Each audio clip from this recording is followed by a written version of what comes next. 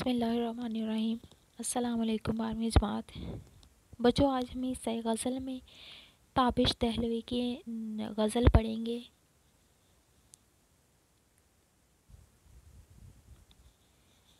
ان کا تعارف میں آپ کو بتاتی چلوں کہ مسعود الحسن نام اور تخلص تابش۔ آپ 9 نومبر 1913 کو دہلی میں پیدا ہوئے۔ آل انڈیا ریڈیو سے وابستہ رہے، لیکن پاکستان آنے کے بعد ریڈیو پاکستان لاہور اور کراچی سے بھی وابستہ رہے۔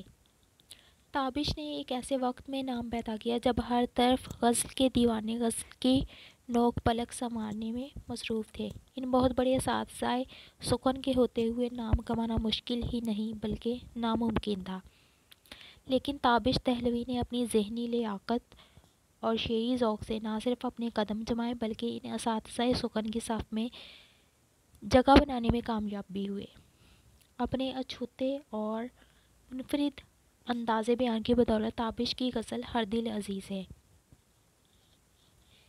ان کے متعدد شعری مجموعے ہیں جن میں نیم روز، غبار انجم، تقدیس، چراغ سحر، دھوپ چھاؤں اور ماہ شکستہ مشہور ہیں۔ آپ کو حکومت پاکستان کی طرف سے خدمات کے عوض نشان پاکستان سے بھی نوازا گیا۔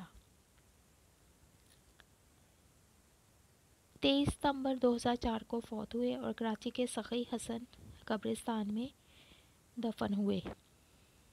ان کی یہ غزل ان کے شعری مجموعے نیم روز سے لی گئی ہے، جس کا پہلا شعر ہے: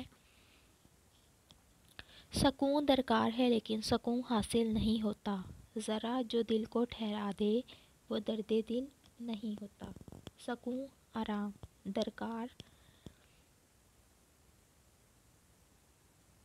ضرورت، ٹھہرا دے، مطمئن کر دے، سکون دے۔ اس کا مفہوم یہ ہے: مجھے سکون چاہیے لیکن مجھے وہ کسی صورت بھی نہیں ملتا۔ دل کو جو تھوڑی دیر سکون بخش دے وہ درد دل نہیں کہلاتا۔ غزل کی دنیا میں بڑا نام مسعود الحسن تابش اپنے منفرد مگر دل فریب انداز میں عام فہم لفظوں میں جذبات و احساسات کا رنگ بھرتے ہیں۔ انسان کی روزی ازل سے کوشش رہی ہے کہ اس کو سکون مل جائے، لیکن وہ اپنی تمام تر کوششوں کے باوجود سکون حاصل کرنے میں ناکام رہتا ہے۔ بقول شاعر: سکون محال ہے قدرت کے کارخانے میں، ثبات ایک تغیر کو ہے زمانے میں۔ شاعر کہتے ہیں کہ مجھے سکون کی تلاش ہے، لیکن میں اپنی تمام تر کوششوں کے باوجود سکون حاصل کرنے میں ناکام ہو گیا ہوں، اور ایسے درد دل کی تلاش ہے جو میرے وجود کے ذرے ذرے کو تڑپا کے رکھ دے اور مجھے بے خود کر دے۔ گویا شاعر کا خیال ہے کہ وہ عشق اختیار کرے تاکہ دلی مرادیں پائے۔ عشق میں اس کو درد دل میں ملے گا اور سکون بھی، جس کی اسے تلاش ہے وہ میسر بھی آئے گا۔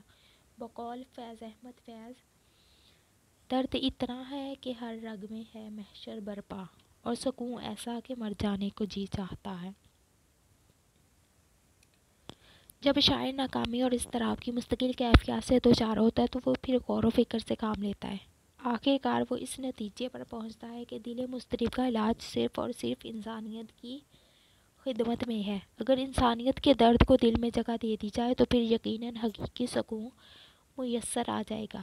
گویا سکون قلب کے لیے دل میں خلق خدا سے محبت، ہمدردی اور خدمت کے جذبات اور احساسات کا ہونا لازمی ہے۔ شعراء اور صوفیاء کے نزدیک درد فطری کی اصطلاح عام ہے، جو تابش دہلوی کے نزدیک دل کو سکون بخشتی ہے، لیکن افسوس کہ آج کے دور کا انسان ان صفات سے عاری ہے۔ اسی حوالے سے شعر ہے: ترس رہا ہوں میں اس لمحہ سکون کے لیے، یہ زندگی تو نہیں زندگی کا ماتم ہے۔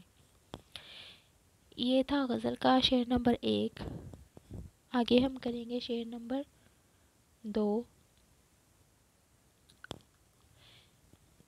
کبھی اے جلوۂ صد رنگ حاصل تھا نگاہوں کو، اب اشک خوں بھی چشم شوق کو حاصل نہیں ہوتا۔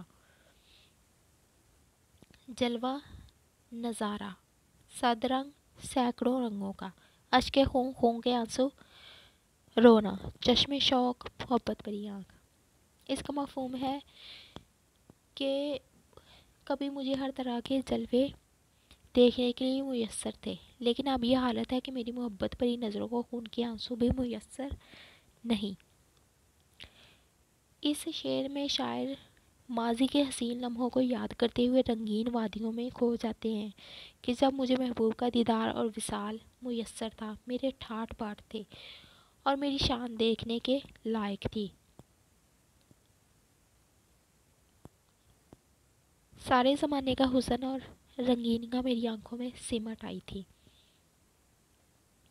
میرے لیے ہر دن عید کا دن اور ہر رات شب برات تھی، لیکن افسوس پتہ نہیں کس کی نظر لگی اور میرا سب کچھ خوشگوار ماضی بن کر رہ گیا۔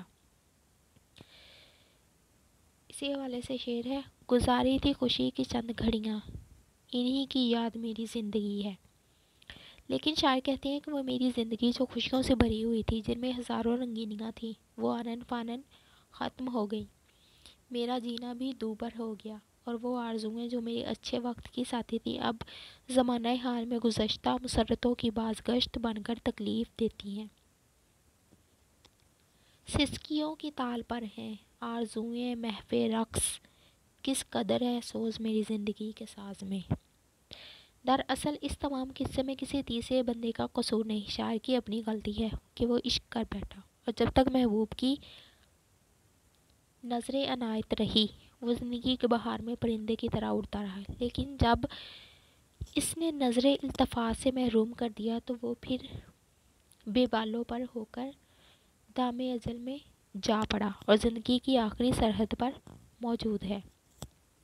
اب صورتحال کی تبدیلی کے بعد شاعر نے رو رو کر اپنی آنکھیں سفید کر لیں، اور جب آنکھوں میں آنسوؤں کے انمول موتی ختم ہو گئے تو ان میں سے خون آنے لگا۔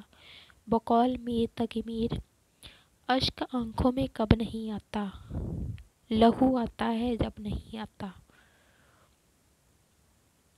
اور مایوسی کی انتہا یہ ہے کہ جب شاعر خون کی آنسو روتا ہے، تب تک اسے گمان نہیں تھا کہ اس کی آنکھیں رنگین مناظر دیکھ رہی ہیں، اور اب یہ حالت ہے کہ اس کی آنکھیں خون کے آنسوؤں سے بھی محروم ہو گئی ہیں، جس کی وجہ سے شاعر رنگینیوں سے محروم ہو گیا ہے۔ یہ تھا شعر نمبر 2۔ اس غزل کے صرف 2 اشعار کریں گے۔ ان دونوں اشعار کی تشریح آپ لوگوں نے اچھی طرح سے یاد کرنی ہے۔ کل تک کے لیے مجھے دیں اجازت۔ اللہ حافظ۔